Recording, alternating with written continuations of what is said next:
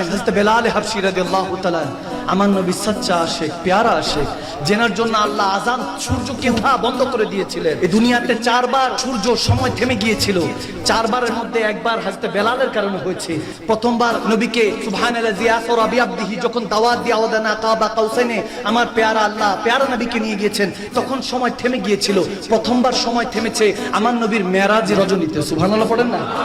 এরপর দ্বিতীয়বার থেমেছে হযরত শের খোদা আলীর নামাজে আসর কাজা যখন হয়েছে, সুবহানাল্লাহ বলেন। তৃতীয়বার বলেছেন হযরত বেলাল হাবশী যখন ফজরের আযান দেয়, সুবহানাল্লাহ বলেন।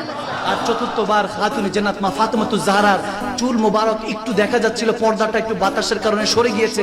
যতক্ষণ পর্যন্ত পর্দা এভাবে ঠিক না করছে ততক্ষণ পর্যন্ত আল্লাহ অন্ধকার করে রেখেছেন, সময়কে থামিয়ে দিয়েছিলেন। যখন খাতুনে জান্নাত ঠিকঠাক মতো পর্দা করেছে, মাথার চুল ঢেকেছে, সাথে সাথে সময় আবার চলা শুরু করেছে, সুবহানাল্লাহ।